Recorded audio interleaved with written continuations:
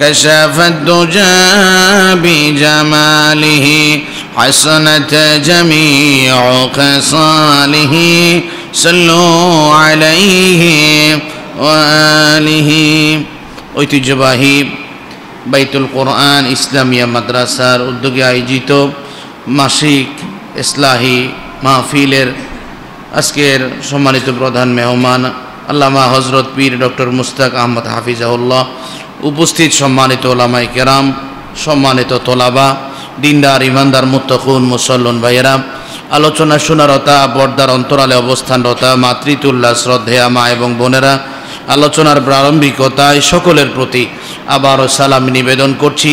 আসসালামু আলাইকুম ওয়া রাহমাতুল্লাহি ওয়া বারাকাতুহু। আমরা আল্লাহ সুবহানাহু ওয়া তাআলার দরবারে শুকর গুজার করি যে রব্বুল আলামিন আমাদেরকে আজকে পবিত্র ইয়াউমুল জুমার দিনে অতিবাহিত করে রবের সন্তুষ্টি তালাশ করার মধ্য দিয়ে দিনের ক্রান্তি লগ্নে যে রব আমাদেরকে সারাদিন কর্মব্যস্ততায় নিজের সময় অতিবাহিত করে একটি ইসলাহি মজলিসে নিজের জীবনকে পরিশুদ্ধ করব এই আশায় যে রব আমাদেরকে শামিল করলেন, সে রবের দরবারে শুকর গুজার করে হৃদয়ের সবটুকু ভালোবাসা একত্রিত করে বলি আলহামদুলিল্লাহ। দরুদ ও সালামের লাখো কোটি হাদিয়া পেশ করছি বিশ্বনবী মুহাম্মদুর রাসূলুল্লাহ সাল্লাল্লাহু আলাইহি ওয়াসাল্লামের রওজা ধারে যে নবীজির ওসিলা আমরা হেদায়েত পেয়েছি। আল্লাহুম্মা সাল্লি আলাইহি আল্লাহুম্মা বারিক আলাইহি। প্রিয় ভাই সব, আসলে ইসলাহি মজলিস আমাদের বেশি বেশি হওয়া প্রয়োজন। ইসলাহি মজলিস আমাদের বেশি বেশি হওয়া প্রয়োজন। দিন নিয়ে আমরা যত না কাজ করি, শয়তান আমাদেরকে নিয়ে তার চেয়ে বহুগুণে কাজ করে। আমরা দিন নিয়ে যত না কাজ করি, শয়তান আমাদেরকে নিয়ে তার চাইতে বহুগুণে কাজ করে।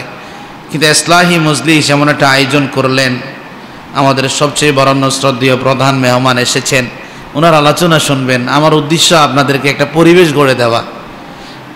উনি খুব বিচক্ষণ আলোচক এবং বিদগ্ধ আলোচক, এবং ওনার কাছ থেকে আশা করছি আপনারা দ্বীনে তালিম তারবিয়ত শিখতে পারবেন।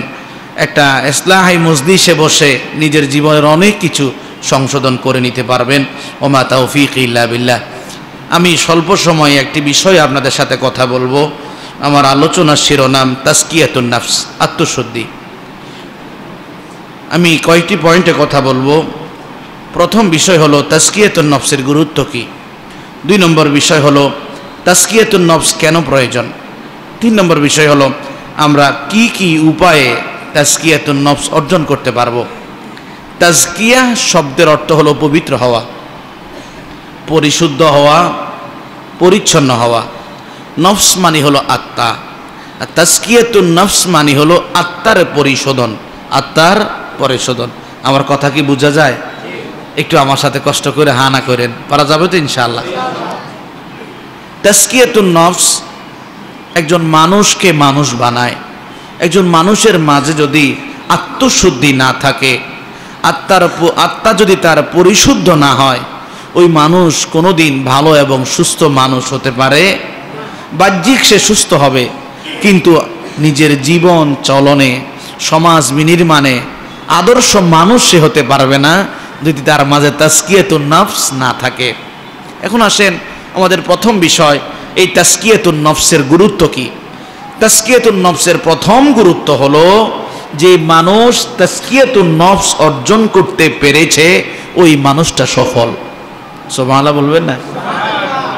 যে মানুষটা তাজকিয়াতুন নফস অর্জন করতে পেরেছে, ওই মানুষটা কি? প্রিয় ভাইয়েরা, একজন মানুষ সফল কিংবা ব্যর্থ এটা পরিণত হয় আল্লাহ তাআলার সিদ্ধান্তের আলোকেই। আল্লাহ তাআলা আপনাকে এই জমিনের মাঝে পাঠিয়েছেন। আল্লাহ তাআলা আপনাকে দুনিয়ার চিরাচরিত নিয়ম অনুযায়ী সমাজে বসবাস করার জন্য একটি সমাজ ব্যবস্থা আপনাকে দিয়েছেন। দুনিয়ার জাগতিক জীবনে চাল চলনে চলাফেরা করতে গিয়ে আপনার দিল, আপনার আত্মা কলুষিত হয়ে যায়।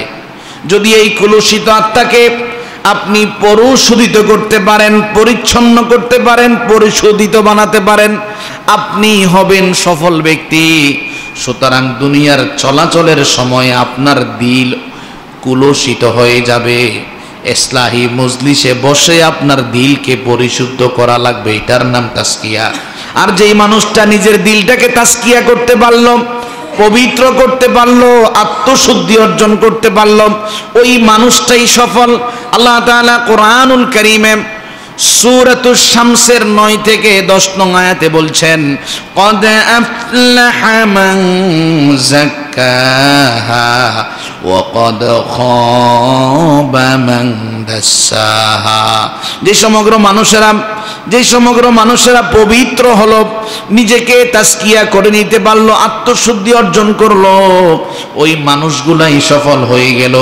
আর যে সমগ্র মানুষগুলা নিজের নফসকে কলুষিত করলো, আমি আল্লাহ বলছি ওই মানুষগুলা ব্যর্থ হয়ে গেল। তাহলে আপনার সফলতার মূলদণ্ড আপনাকে আত্মশুদ্ধি অর্জন করা লাগবে।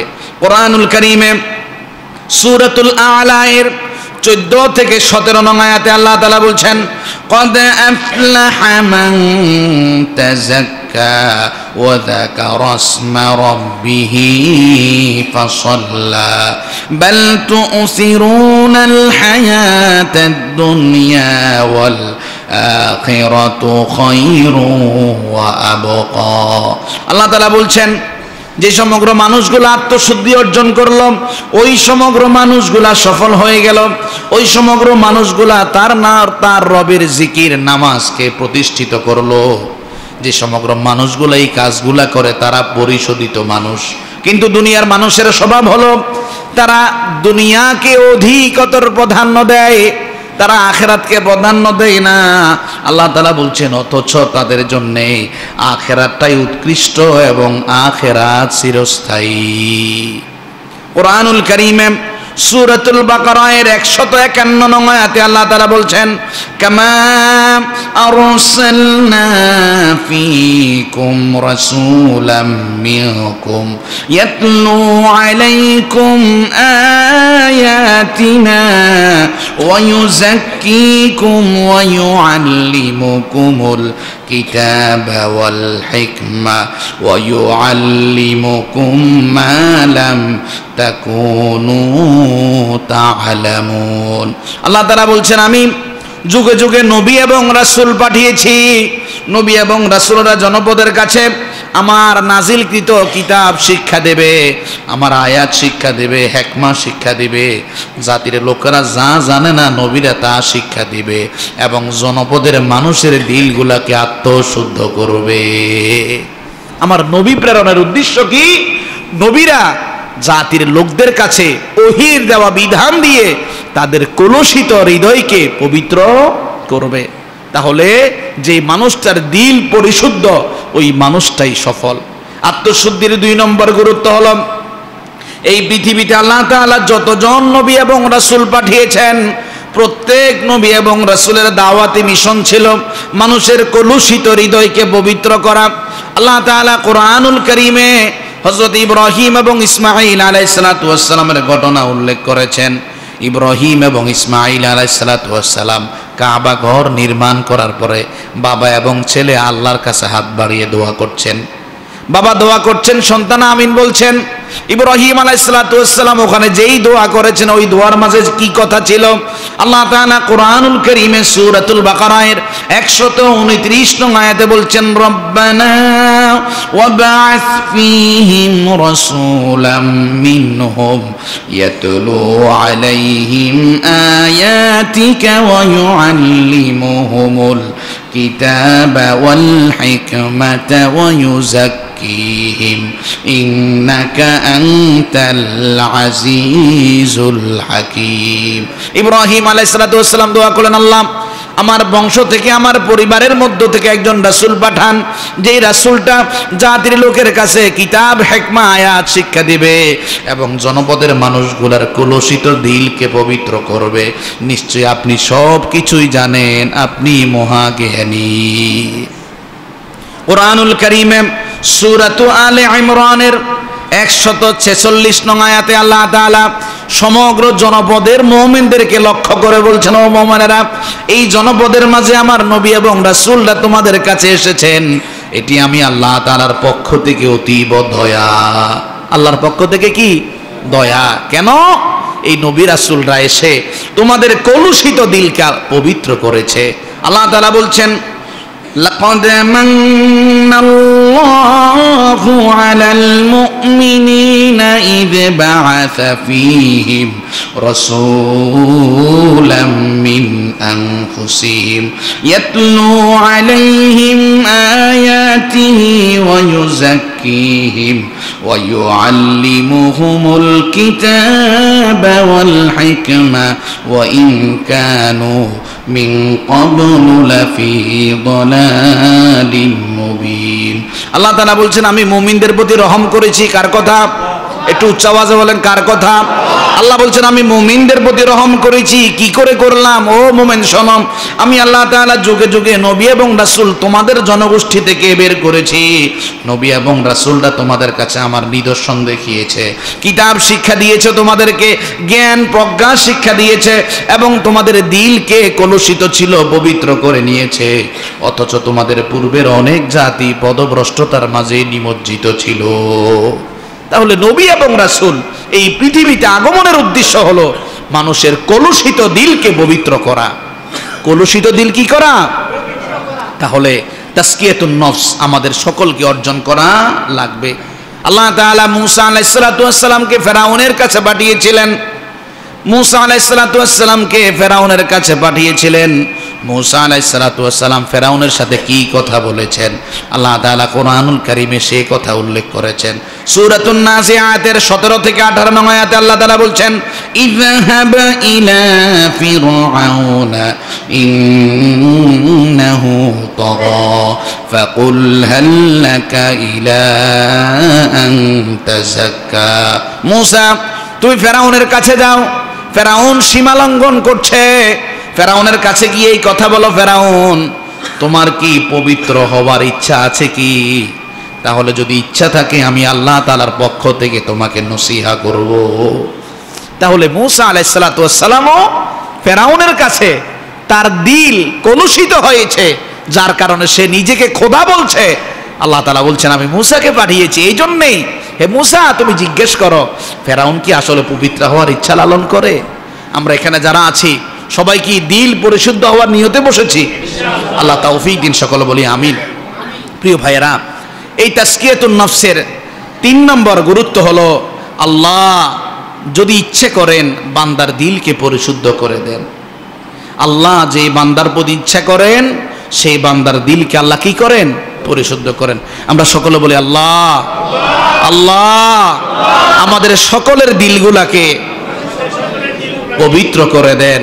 আল্লাহ তাআলা কোরআনুল কারীমে সূরাতুন নূরের 21 নং আয়াতে বলছেন, ইয়া আইয়ুহাল্লাযীনা আমানু লা তাত্তাবিউ খুতুওয়াতিশ শাইতান ওয়া মান ইয়াত্তাবি' খুতুওয়াতিশ শাইতানি ফাইন্নাহু ইয়া'মুরু বিল ফাহশাই ওয়াল মুনকার ওয়ালাউলা ফাদলুল্লাহি আলাইকুম ওয়া রাহমাতুহু মা যাকা মিনকুম মিন আহাদিন আবাদা ওয়ালাকিন্নাল্লাহা ইউযাক্কি মান ইয়াশা ওয়াল্লাহু সামিউন আলীম। আল্লাহ তাআলা বলছেন, ইয়া আইয়ুহাল্লাযীনা আমানু, ও ঈমানওয়ালারা, ও ঈমানদারেরা, একটু উচ্চ আওয়াজে বলেন আমরা এখানে যারা আছি সবাই কি? একটু সবাই বলেন সবাই কি? সন্দেহ আছে? একটু দিল থেকে বলেন আমরা সবাই কি? তাহলে এই ডাকটা আল্লাহ কাকে দিচ্ছেন? একটু বলেন না কাকে দিচ্ছেন? আপনাকেই আল্লাহ ডাক দিচ্ছেন, ইয়া আইয়ুহাল্লাযীনা আমানু, ও ঈমানওয়ালারা, তুমি না আল্লাহকে বিশ্বাস করছো, তুমি না রাসূলকে মেনে নিয়েছো, আখিরাত মেনে নিয়েছো, আমি আল্লাহর মেসেজ শোনো, সাবধান শয়তানের পথ অনুসরণ করো না। শয়তান তোমাকে মন্দ কাজের প্রতি উৎসাহিত করবে। ও বান্দা শোনো, যদি আমি আল্লাহর পক্ষ থেকে তোমার প্রতি দয়া না থাকতো তাহলে কোনোদিন তুমি তোমার দিলকে পবিত্র করতে পারতে না। আমি আল্লাহ যাকে চাই তার দিলকে পবিত্র বানিয়ে দিই। আমি আল্লাহ তাআলা সব কিছু শুনি, সব কিছু জানি। তাহলে আল্লাহ তাআলা আপনার দিলকে পরিশুদ্ধ করেছেন, আজকে এই মজলিস আপনি বসতে পেরেছেন, তার মানে আল্লাহ তাআলা দয়া আপনার উপরে আছে। আলহামদুলিল্লাহ বলবো না? আপনি যদি আজকে এই মজলিসে বসে তাজকিয়াতুন নফস, আত্মশুদ্ধি অর্জন করেন, এটা করলেন আপনি নিজের জন্যই করলেন। কার জন্যই? আল্লাহ তাআলা কোরআনুল কারীমে সূরাতুল ফাতিরের 18 নং আয়াতে বলছেন, ওয়ামান তাযাক্কা ফাইন্নামা ইয়াতাযাক্কা লিনাফসি। যে বান্দা তাজকিয়াতুন নফস অর্জন করলো, নিজের দিলকে পরিশুদ্ধ করলো, পবিত্র করলো, এটা সে যেন নিজের জন্যই করলো। এই জন্য প্রিয় ভাই, তাজকিয়াতুন নফসের গুরুত্ব অনেক বেশি। ও ভাই, আমরা সকলে জান্নাত চাই না? একটু সবাই বলেন জান্নাত চাই না? আজকে আমি জুমায় বলেছি, এই মুহূর্তে যদি সিদ্ধান্ত হয় তোমাকে ফাঁসিতে ঝুলানো হবে, বিনিময়ে জান্নাত দেওয়া হবে, ফাঁসির কাছে ঝুলতে রাজি, কিন্তু জান্নাত ছাড়তে রাজি। আপনি যদি তাজকিয়াতুন নফস অর্জন করেন, আল্লাহ তাআলা বিনিময়ে আপনাকে জান্নাত দান করবেন। কোরআনুল কারীমে সূরাতুত তাহা এর 76 নং আয়াতে আল্লাহ তাআলা বলছেন, ওমান ইয়াতিহি মুমিনান ক্বাদ আমিলাস সালিহাত ফাউলাইকা লাহুমুদ দারাজাতুল উলা জান্নাতু আদনিন তাজরি মিন তাহতিহাল আনহারু খালিদিনা ফিহা ওয়া যালিকা জাযাউ মান তাযাক্কা। আল্লাহ তাআলা বলছেন যে সমগ্র মুমিনেরা নেক আমল নিয়ে তাদের রবের নিকটে এসেছে, ওই সমগ্র মুমিনদের সম্মান তাদের রবের কাছে অনেক বড় হয়ে গিয়েছে। ওই সমগ্র মুমিনদের জন্য তাদের রবের কাছে মহা প্রতিদান আছে। কি প্রতিদান? সেই প্রতিদান জান্নাত, যেই জান্নাতে তারা চিরস্থায়ী থাকবে, যেই জান্নাতের মাঝে নহর প্রবাহিত আছে। আল্লাহ বলছেন, ওয়াযালিকা জাযাউ মান তাযাক্কা। ওই মুমিনদের বড় পরিচয় হলো তারা তাদের দিলকে পরিশুদ্ধ করেছে। পবিত্র দিলওয়ালা মানুষদের জন্য এই জান্নাত আমি আল্লাহ তাআলার প্রতিদান। সুবহানাল্লাহ। তাহলে তাজকিয়াতুন নফস আমাদের সকলকে অর্জন করা লাগবে। নিজের দিলকে, কলুষিত দিলকে পবিত্র করা লাগবে। 2 নাম্বার, তাজকিয়াতুন নফস, আত্মশুদ্ধি কেন প্রয়োজন জানার দরকার আছে না নাই? 1 নম্বর প্রয়োজন কাসরাতুল আসাম। ও ভাই, আমাদের জীবনে অনেক গুনাহ হয়েছে, জীবনে অনেক গুনাহ হয়েছে। জীবনের গুনাহগুলা মুছে ফেলে আল্লাহ তাআলার কাছ থেকে প্রতিদান যদি পেতে চাই, তাজকিয়াতুন নফসের কোনো বিকল্প। হাদিস শরীফে উল্লেখ করা হয়েছে, হযরত আনাস ইবনে মালিক রাদিয়াল্লাহু আনহু হাদিস বর্ণনা করেন, তিরমিজি শরীফের হাদিস। রাসূল করিম সাল্লাল্লাহু আলাইহি সাল্লাম বলেন, কুল্লু বানি আদম খাত্তা। প্রত্যেক বনি আদম গুনাহগার, প্রত্যেক বনি আদম গুনাহগার, প্রত্যেক বনি আদম অপরাধের মাঝে লিপ্ত আছে। ওয়া খায়রুল খাত্তাইন আত-তাওয়াবুন। তবে গুনাহগার আল্লাহর কাছে সম্মানিত যেই গুনাহগার গুনাহ করার পরে তওবা করে পরিশুদ্ধ হয়। অন্য হাদিসে উল্লেখ করা হয়েছে, আব্দুল্লাহ ইবনে ওমর রাদিয়াল্লাহু আনহু হাদিস বর্ণনা করেছেন, তিরমিজি শরীফের হাদিস, ইন্নাল্লাহা ইউকবালুত তাওবাতুল আবদু মা লাম ইউগরগির। যতক্ষণ না মৃত্যুর যন্ত্রণা আপনার সামনে না আসবে, নবীজি বললেন, ততক্ষণ পর্যন্ত ও আমার উম্মতেরা তোমাদের তাওবা আল্লাহর কাছে কবুল হবে। জীবনে যেহেতু গুনাহ হয়েছে, অন্যায় হয়েছে, অপরাধ হয়েছে, তাওবা করার মধ্য দিয়ে এই কলুষিত দিলকে পবিত্র করা দ্বারা তাজকিয়াতুন নফস অর্জন হবে। এই জন্যই তাজকিয়াতুন নফস প্রয়োজন। কেন? আমার জীবনে অনেক গুনাহ হয়েছে। তাজকিয়াতুন নফস কেন প্রয়োজন? 2 নাম্বার, তাজকিয়াতুন নফস কোন মানুষ যদি জীবনের মাঝে অর্জন না করে, আখিরাতে এই কারণেই সে আফসোস করতে থাকবে, কেন আমি আমার সময়গুলাকে কাজে লাগালাম না। আপনার দিলের মাঝে শয়তান বিভিন্ন প্ররোচনা গ্রাস করে। যদি দ্বীনি মজলিসের মাঝে বসেন, আপনার দিলটা আল্লাহর কোরআন দ্বারা তাজকিয়া হয়ে যাবে। এই জন্য একজন মানুষের চরিত্র যতক্ষণ না ভালো না হবে, কোনদিন তার মাঝে তাজকিয়া অর্জন হবে। মানুষ ভালো হবে তখন যখন তার দিলটা তাজকিয়া হবে, পরিশুদ্ধ হবে। রাসূল করিম সাল্লাল্লাহু আলাইহি সাল্লামের সাহাবী আব্দুল্লাহ ইবনে মাসউদ রাদিয়াল্লাহু আনহু বলেন, রাসূল সাল্লাল্লাহু আলাইহি সাল্লাম বলতেন, আল্লাহুম্মা আহসানতা খালকি ফা আহসিন খুলুকি। আল্লাহ, আমাকে যত না সুন্দর তুমি দেহ দিলা, যত না সুন্দর অবয়ব দিলা, আমার চরিত্রটাকে ততটুকু তুমি সুন্দর বানিয়ে দাও। এই জন্য ভাই, এই মজলিসে বসলে আপনার চেহারা কালো হতে পারে, কিন্তু আপনার দিলটা সুন্দর হয়ে যাবে। তাজকিয়াতুন নফস কেন প্রয়োজন? 4 নাম্বার, শয়তান দিলের মাঝে ধোঁকা দিলে ওই ধোঁকা থেকে বাঁচতে হলে আপনাকে তাজকিয়াতুন নফসের মজলিস আসতে হবে। আজকে এখানে যারা বসেছেন, কোনো গান বাদ্য আছে, কোনো দুনিয়াবি আলোচনা আছে, কার কথা হচ্ছে? তাহলে আল্লাহর কথা যে এখন এখানে হচ্ছে, এখানে কিন্তু এখন আর শয়তান নাই, আল্লাহর রহমত নাজিল হচ্ছে। কিন্তু আপনি যখন একাকী পথ চলবেন, নিবৃতে মোবাইল নিয়ে থাকবেন, শয়তান আপনাকে দিলের মাঝে ধোঁকা দিয়ে মোবাইল নামক যন্ত্র দিয়ে গুনাহে লিপ্ত করবে। যদি গুনাহের মাঝে লিপ্ত হয়ে যান, দিলটা কলুষিত হয়ে যাবে। দ্বীনি মজলিসে বসলে আপনার দিল পবিত্র হয়ে যাবে। শয়তানের ধোঁকা থেকে বাঁচতে হলে আপনাকে তাজকিয়াতুন নফসের ইসলাহি মজলিসে আসতে হবে। সূরাতুল আ'রাফের 16 থেকে 17 নং আয়াতে বলছেন, যেই দিন শয়তান জান্নাত থেকে বিতাড়িত হয়ে জমিনের মাঝে নিক্ষিপ্ত হয়েছিল, ওই দিন শয়তান আল্লাহ তাআলাকে বিদায় লগ্নে কিছু কথা বলেছিল। কি বলেছিল? আল্লাহ বলছেন, ক্বালা ফাবিমা আগওয়াইতানি লাআকউদান্না লাহুম সিরাতাকাল মুস্তাকিম থুম্মা লাআতিয়ান্নাহুম মিন বাইনি আইদিহিম ওয়া মিন খালফিহিম ওয়া আন আইমানিহিম ওয়া আন শামাইলিহিম ওয়া লা তাজিদু আকসারাহুম শাকিরিন।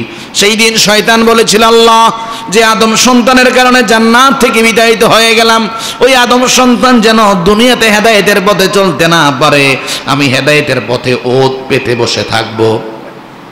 ডান দিক থেকে আবার বাম দিক থেকে, সামনে থেকে আবার পিছন থেকে তাকে প্ররোচিত করব। আল্লাহ, আপনি সামান্য কিছু সংখ্যক গোলাম ছাড়া অধিকাংশ গোলামকে এভাবেই পাবেন, সে আপনার শুকরগুজার করবে না। তাহলে শয়তানের মিশন হচ্ছে আপনি যেন নাশুকরি হন, আপনি যেন নিয়ামতের প্রতি অকৃতজ্ঞ হন, আপনি যেন কলুষিত হৃদয়ের অধিকারী হন। এটা শয়তানের মিশন। ওই মিশন থেকে বাঁচতে হলে আপনাকে অবশ্যই অবশ্যই ইসলাহি মজলিসে বসা লাগবে। প্রিয় ভাইজান, তাহলে আমরা এতক্ষণ পর্যন্ত কি বললাম? ইসলাহি মজলিস কেন প্রয়োজন। 4 নাম্বার, আমরা এখন কথা বলবো কি কি উপায়ে আত্মশুদ্ধি অর্জন করা যায়। কি কি উপায়ে আত্মশুদ্ধি অর্জন করা যায়? মনোযোগ আছে আপনাদের? কষ্ট হচ্ছে? কি কি উপায়ে আত্মশুদ্ধি অর্জন করবেন? খুব গুরুত্বপূর্ণ কথা। 1 নাম্বার, মাজালিসুল ইলম। ইলমের মজলিসে যখন আপনি বসবেন, এই বসার মধ্য দিয়ে আপনি আত্মশুদ্ধি অর্জন করবেন। দ্বীনি মজলিসে যখন আপনি বসবেন, নবুয়তের নবীজির হাদিসগুলা যখন শুনবেন, কোরআনুল কারীমের অমীয় বাণীগুলা যখন আপনার হৃদয় গহীনে আঘাত করবে, বিনিময়ে আপনার দিলটা আস্তে আস্তে পরিশোধিত হয়ে যাবে, কুলুষিত মন পবিত্র হয়ে যাবে। রাসূল কারীম সাল্লাল্লাহু আলাইহি সাল্লাম এই জন্য বলেছেন, হযরত আবু দারদা রাদিয়াল্লাহু আনহু হাদিস বর্ণনা করেছেন, তারগীব ও তারহিব নামক কিতাবে হাদিস উল্লেখ করা হয়েছে। নবীজি বলেন, মান সালাকা তরিকান ইয়ালতামিসু ফীহি ইলমা সাহালাল্লাহু লাহু তরিকান ইলাল জান্নাহ। যে মানুষটা দ্বীনের ইলম অর্জনের জন্য পথ চলে, আল্লাহ তার জন্য জান্নাতের পথ চলা সহজ করে দেয়। আজকে অনেক কষ্ট করে এই মসজিদে নামাজ পড়ে, মসজিদ থেকে আপনি মাহফিলের এখানে এসেছেন, অনেকেই দূর থেকে এসে এখানে নামাজ আদায় করেছেন। আপনি যে কত কষ্ট করে পথ চলে দ্বীনি ইলম অর্জনের জন্য আসলেন, আল্লাহ বলেন, বান্দারে, বিনিময়ে তোমার জন্য জান্নাতের পথ চলা আমি আল্লাহ সহজ করে দেব। আপনি যে এই মজলিসে বসলেন, ওলামায়ে কেরাম এখানে কথা বলবেন। অনেক ওলামায়ে কেরাম বিগত সময়ে কথা বলে এসেছেন। এখানে যারা বসে আছেন ওলামায়ে কেরাম, এই ওলামায়ে কেরাম সব চাইতে বেশি আল্লাহকে ভয় করে। আল্লাহওয়ালা মানুষের সোহবতে যখন আপনি চলে আসবেন, আপনার দিল অতীব ভাসান হয়ে গিয়েছে, চোখ দিয়ে পানি আসে না। আল্লাহওয়ালা মানুষের সোহবতে বসে হাত বাড়িয়ে যখন ক্রন্দন শুরু করে দেবেন, আপনার পাশের মানুষ কাঁদে, তার পাশের মানুষ কাঁদে, দেখবেন অনায়াসে আপনার দিল ঘেমে অঝোর নয়নে পানি ঝরবে। এই জন্য আল্লাহ তাআলা কোরআনুল কারীমের মাঝে বলছেন, ইন্নামা ইয়াখশাল্লাহা মিন ইবাদিহিল উলামা। আলেমরাই, আমি আল্লাহ তাআলাকে আলেমরাই সব চাইতে বেশি ভয় করে। যে সমগ্র মানুষ আল্লাহ তাআলাকে সবচাইতে বেশি ভয় করে, ওনাদের সাথে বসলে আপনার দিলে কার ভয় আসবে? একটু বলেন, কার ভয় আসবে? বেশি দূরে নয়, আপনাদের এই মসজিদের কথাই বলি। বিগত 2 বছর আগে লাইলাতুল কদরের রজনীতে বয়ান হয়েছে।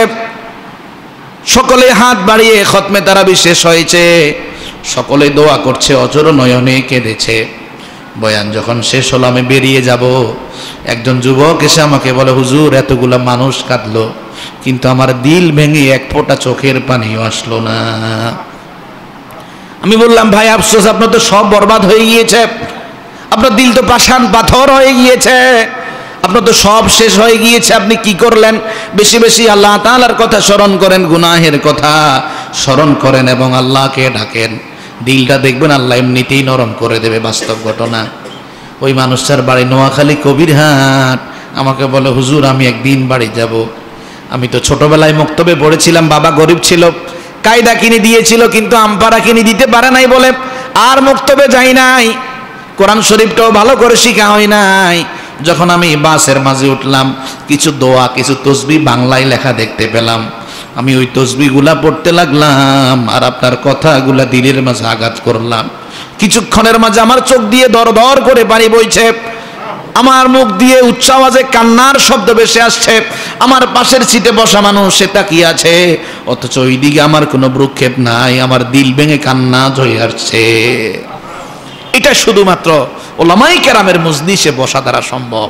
এই জন্য ভাই, তাজকিয়াতুন নফস অর্জন করতে হলে এই দ্বীনি ইলমের মজলিসে বসা লাগবে। 2 নাম্বার, তাজকিয়াতুন নফস যদি অর্জন করতে হয়, আর দোয়া বেশি বেশি আল্লাহ তাআলার কাছে হেদায়েতের পথে থাকার জন্য দোয়া করা লাগবে। আল্লাহ তাআলা কোরআনুল কারীমে দোয়া শিখিয়ে দিয়েছেন, এমন একটি দোয়া যে দোয়াটুকু হযরতে মূসা আলাইহিস সালাতু ওয়াস সালাম করেছিলেন। সূরাতুল কাহফের 10 নং আয়াত আল্লাহ দোয়া শিখালেন, মূসা নবীর দোয়া, রব্বানা আতিনা মিন লাদুনকা রাহমাতাও ওয়া হাইয়্ লানা মিন আমরিনা রাশাদা। ওগো রব, আমাকে আপনার দয়া বর্ষণ করুন, আমার জন্য আপনার বিধানগুলা পালন করা সহজ করুন। দোয়া করা লাগবে। দোয়া করা দ্বারা হেদায়েতের পথে পরিচালিত করবেন কে? স্বয়ং বিশ্ব নবী সাইয়্যিদুল মুরসালিন, খাতামুন নবিয়্যিন, শফিউল মুযনিবিন মুহাম্মাদুর রাসূলুল্লাহ সাল্লাল্লাহু আলাইহি ওয়াসাল্লাম নবী হওয়ার পরেও নিজে অন্তর পরিশুদ্ধ হওয়ার জন্য আল্লাহর কাছে দোয়া করতেন। উদ্দেশ্য হলো উম্মতদেরকে শিক্ষা দেওয়া, উম্মত রে তাজকিয়াতুন নফস আত্মশুদ্ধি অর্জনের জন্য আল্লাহর কাছেও দোয়া করার প্রয়োজন আছে। হাদিস শরীফে উল্লেখ করা হয়েছে, হযরতে যায়েদ ইবনে আরকাম রাদিয়াল্লাহু আনহু হাদিস বর্ণনা করেন। মুসলিম, তিরমিজি, নাসাই 3 কিতাবে একই হাদিস আনা হয়েছে। হযরতে যায়েদ রাদিয়াল্লাহু আনহু বলেন, নবীজি দোয়া করতেন, আল্লাহুম্মা আতি নাফসি তাকওয়াহা ওয়া যাক্কিহা আনতা খায়রু মান যাক্কাহা আনতা ওয়ালিয়ুহা ওয়া মাওলাহা। আল্লাহ, আমি মুহাম্মদের দিলের মাঝে তোমার তাকওয়া দান করো। আল্লাহ, আমার মুহাম্মদের দিলকে তুমি পবিত্র বানিয়ে দাও। তুমি তো বান্দার দিলকে সবচাইতেই পবিত্র করনেওয়ালা। আল্লাহ, তুমি আমার অভিভাবক হয়ে যাও, তুমি তো আমার একমাত্র মালিক। নবীজি এই কথাগুলি বলে বলে আল্লাহর কাছে দোয়া করতেন। আপনাকেও কি করা লাগবে? দোয়া করা লাগবে। ভাই, আপনি আরবি পারেন না, বাংলায়ও কি দোয়া করতে পারবেন না? পারা যাবে ইনশাআল্লাহ। ইনশাআল্লাহ। তাজকিয়াতুন নফস যদি অর্জন করতে হয়, 3 নাম্বার, তেলাওয়াতে কোরআন বিতাদাব্বুর ওয়া তাফাক্কুর ওয়া খুশু'। কোরআনুল কারীম তেলাওয়াত করা লাগবে বুঝে বুঝে, জেনে জেনে, একেবারে বিনয় চিত্তে আল্লাহর ভয় দিলের মাঝে লালন করে। বিনিময়ে আপনি আপনার কলুষিত দিলকে পবিত্র করতে পারবেন। আল্লাহ তাআলা কোরআনুল কারীমে সূরাতুল ইউনুসের 58 নং আয়াতে বলছেন, ইয়া আইয়ুহান নাসু ক্বাদ জাআতকুম মাউইযাতুম মির রাব্বিকুম ওয়া শিফাউল লিমা ফিস সুদূর ওয়া হুদাও ওয়া রাহমাতুল লিল মুমিনিন। আল্লাহ তাআলা বলছেন, হে বিশ্ব মানবতা, তোমাদের কাছে তোমাদের রবের পক্ষ থেকে আসমানি কিতাব এসেছে। এই কিতাবের মাঝে তোমাদের জন্য উপদেশ আছে। এই কিতাবে এমন প্রেসক্রিপশন দেওয়া আছে যে প্রেসক্রিপশন তোমার অসুস্থ হৃদয়কে সুস্থ করে দেবে। আল্লাহ তাআলা বলছেন, এই কিতাব হেদায়াত, এই কিতাব সমগ্র মুমিনদের জন্য রবের পক্ষ থেকে রহমত। সুতরাং এই কিতাব যখন পড়বেন আপনার কুলুষিত দিল কি হয়ে যাবে? পবিত্র হয়ে যাবে। কুলুষিত দিল থেকে শয়তানের ধোঁকা আস্তে আস্তে উঠে যাবে।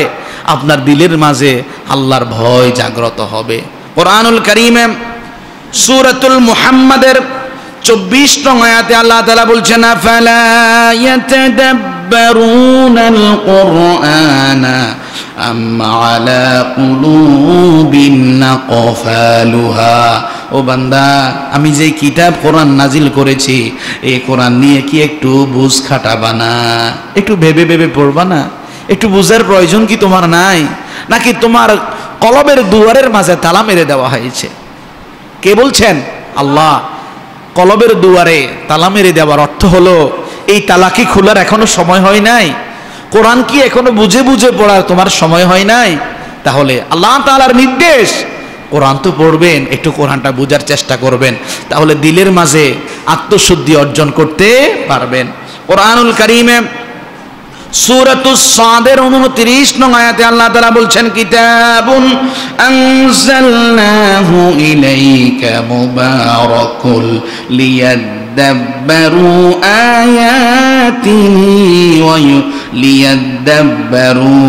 আয়াতিহি ওয়া লিয়াতাযাক্কারা উলুল আলবাব। আল্লাহ তাআলা বলছেন, আমি এই কিতাব নাজিল করেছি বরকত করে।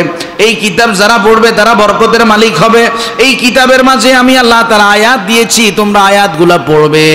ও জ্ঞানীরা, ও বিবেক বুদ্ধিওয়ালা মানুষেরা, এই কিতাব থেকে তুমি পড়ে পড়ে চিন্তা ভাবনা করে উপদেশ অর্জন করবে। তাহলে আল্লাহ তাআলার নির্দেশ, আপনি এই কিতাব পড়বেন, একটু বুঝবেন এই কিতাব আপনাকে কি বলছে, কি মেসেজ দিচ্ছে। আমার বিশ্বাস, কোনো মানুষ যদি দৈনিক 1 আয়াত 2 আয়াত করে করে কোরআনের অনুবাদ পড়ে, আমার বিশ্বাস ওই মানুষটা কোনোদিন চোর, চাঁদাবাজ, দর্শনকারী, হাইজাকারী এরকম চরিত্রের অধিকারী সে হতে পারে। তাহলে আমরা আজকের এই ইসলাহি মজলিস থেকে এই সিদ্ধান্ত কি নিতে পারি যে আমরা কোরআন প্রতিদিন একটা বুঝে বুঝে একটা আয়াত হলে তেলাওয়াত করব? পারা যাবে? একেবারে সহজ ভাষায় বলি, মিজানুর রহমান, ডক্টর মিজানুর রহমান আজহারী সাহেবের এক নজরে কোরআন একটা বই প্রকাশিত হয়েছে, অনেকেই কিনছে। এই বইটা একটু নেন বাসায়, একটু পড়েন। বইটা অনেক সাবলীল সহজ ভাষায় খুব সুন্দর করে গোছানো, আমি দেখেছি। আমি আপনাদেরকে সাজেস্ট করছি এই বইটা বাসায় নেবেন। এই বইটা বাসায় কি করবেন? নেবেন, একটু নিজে পড়বেন, নিজের পরিবারকে নিয়ে বসবেন। আল্লাহ তাআলা ওই পরিবারের মধ্যে বরকত রহমত নাজিল করে দেবে। প্রিয় ভাইরা, তাসকিয়াতুন নফস যদি অর্জন করতে হয়, 4 নাম্বার করণীয়তা হলো আল মুহাফাযা আলাল ফারায়েদ। আল্লাহ যে সমস্ত ফরজ বিধান দিয়েছেন, চিন্তা করলেন, হুজুর আমি তো দরবার শরীফের মুরিদ, পীর সাহেবের কাছে গেলে তো সব গুনাহ মাফ, নামাজ কি পড়া লাগবে? অনেক পীরের মুরিদ আছে নামাজ পড়ে না, অনেক পীরের মুরিদ আছে কি নামাজ পড়ে না। না, তাসকিয়াতুন নফস, আত্মশুদ্ধি অর্জন করতে হলে আপনাকে নামাজ পড়া লাগবে। আল্লাহ তাআলা কোরআনুল কারীমে সূরাতুল মারইয়ামের 31 নং আয়াতে হযরত ঈসা আলাইহিস সালাতু ওয়াস সালামের সেই কথা উল্লেখ করেছেন। ঈসা আলাইহিস সালাতু ওয়াস সালাম জাতির লোকদেরকে বলেছেন, ওয়া আওসানি বিস সালাতি ওয়াজ যাকাতি মা দুমতু হাইয়া। জাতির লোকেরা, আমার রব আল্লাহ আমাকে এই ব্যাপারে নির্দেশ দিয়েছেন, যতদিন আমার নাকের ডগায় নিঃশ্বাস আছে, যতদিন আমি পৃথিবীতে বেঁচে আছি, আমি যেন আমার রবের বিধান নামাজ এবং যাকাত আদায় করি। আল্লাহ তাআলা আপনার জন্য রমাদানে ফরজ বিধান দিয়েছেন রোজা। এই রোজা আপনাকে আদায় করা লাগবে। আল্লাহর অন্যতম আরেকটা ফরজ বিধান, আপনি মুমিন, আপনার চোখের হেফাজত করা লাগবে। কিন্তু মুমিন হয়ে যদি রাস্তার নারীদেরকে দেখে ভালো করে তাকান, হায়রে আল্লাহ আপনি কত সুন্দর করে মানুষ বানাইতে পারেন, এই নজরে তাকালে সওয়াব হবে না গুনাহ হবে?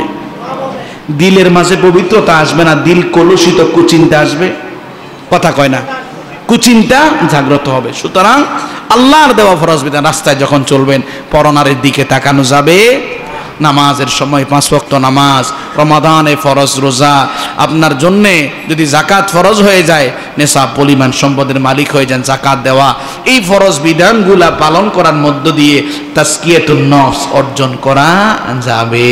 5 নাম্বার তাযাক্কুরুল মাউত ওয়াত তাকাফফুর, আপনি বেশি বেশি করে মৃত্যুর কথা স্মরণ করবেন।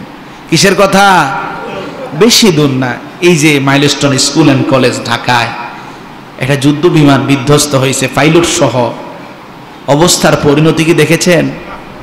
যে সমগ্র মানুষগুলো পড়ে গিয়েছে, অধিকাংশ মানুষ মারা গিয়েছে, স্কুল ছুটি হয়েছে, কোনো বাচ্চা আব্বা আসবে নিয়ে যাবে অপেক্ষা আছে, কেউ বন্ধুদের সাথে খেলাধুলা করছে, কেউ টিফিন করছে, কেউ ক্লাসরুমে টিচারকে পড়া শোনাচ্ছে। এরই মাঝে তার বাবাও সকালবেলা জানতো না তার সন্তান লাশ হবে। এই জন্য মৃত্যু কখন কার কোথায় আসে আমরা কেউ কি জানি? এই জন্য মৃত্যু আসার আগে আগে মৃত্যুর কথা যদি আপনি স্মরণ করেন, আপনার এই দিলের মাঝে কোনোদিন অন্যায়, অপরাধ, পাপাচার জাগ্রত হবে না, আপনার দিল পরিশুদ্ধ হয়ে যাবে।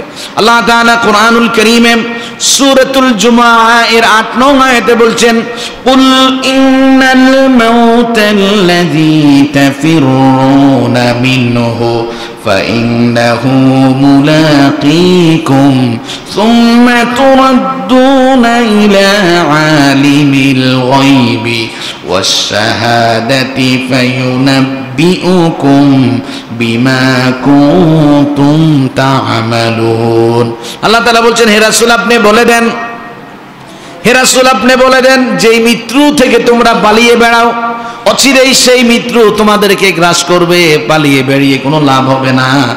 অচিরেই দৃশ্যের মালিক আল্লাহর কাছে তোমাদেরকে ফিরিয়ে নেওয়া হবে, তোমাদেরকে জানিয়ে দেওয়া হবে জাগতিক জীবনে তুমি কত অপকর্ম, কত ভালো কাজ করেছ। কার কথা? একটু বলেন কার কথা? আল্লাহ তাআলা বলছেন, হে রাসূল আপনি বলেন যে মৃত্যু থেকে তুমি পালিয়ে বেড়াও। একটু খেয়াল করেন, আপনি যখন রাস্তায় চলাচল করেন একটু দেখে শুনে হাঁটেন। কেন? কোন একটা গাড়ি যদি আমাকে অ্যাক্সিডেন্ট করে আমার মরে যাওয়ার সম্ভাবনা আছে। আপনি যখন অসুস্থ হয়ে যান, ভালো ভালো ডাক্তার দেখেন, এক ডাক্তারের চিকিৎসা না হলে আরেক ডাক্তার পরিবর্তন করেন। আপনি সুস্থ হতে চান, বাঁচতে চান, মৃত্যু থেকে আপনি প্রতিনিয়ত কোনো না কোনো উপায়ে পালিয়ে বেড়াচ্ছেন, কিন্তু আল্লাহ বলছেন পালিয়ে লাভ হবে না, মৃত্যু একদিন চলে আসবে। সুতরাং প্রিয় ভাইয়েরা, মৃত্যুর কথা যত বেশি দিলের মাঝে জাগ্রত হবে, তত বেশি আপনার হৃদয় পবিত্র হয়ে যাবে। অন্য হাদিসে উল্লেখ করা হয়েছে, হযরত আবু হুরায়রা রাদিয়াল্লাহু আনহু হাদিস বর্ণনা করেছেন, তিরমিজি এবং ইবনে মাজাহর মধ্যে উল্লেখ করা হয়েছে, নবীজি বলেন, আকসিরু যিকরা হাযিহিল লাযাত, ও আমার উম্মত, তোমার জীবনের সুখ, শান্তি, আনন্দ, হাসি সব কিছু একটা জিনিস একদিন গ্রাস করে ফেলবে, ইয়ানি আল মাউত, ওই মৃত্যু তোমাকে যেই দিন পেয়ে বসবে সব শেষ হয়ে যাবে। কিছু থাকবে? কথা বলার সুযোগ হবে? হাসি ঠাট্টা করার সুযোগ হবে? কোনো সুযোগ হবে না। সুতরাং ওই মৃত্যুর কথা স্মরণ করো। ও প্রিয় ভাই, আপনি আজকে বয়স কত, কত মাস, কত দিন, এই জিনিসটা আল্লাহ জানেন কি জানেন না? আল্লাহ জানেন কি জানেন না? জানেন। সব কিছুর হিসাব আল্লাহর কাছে আছে। এই জন্য ভাই, আমাদেরকে মৃত্যুর কথা স্মরণ করলে দিলটা পবিত্র করবেন কে?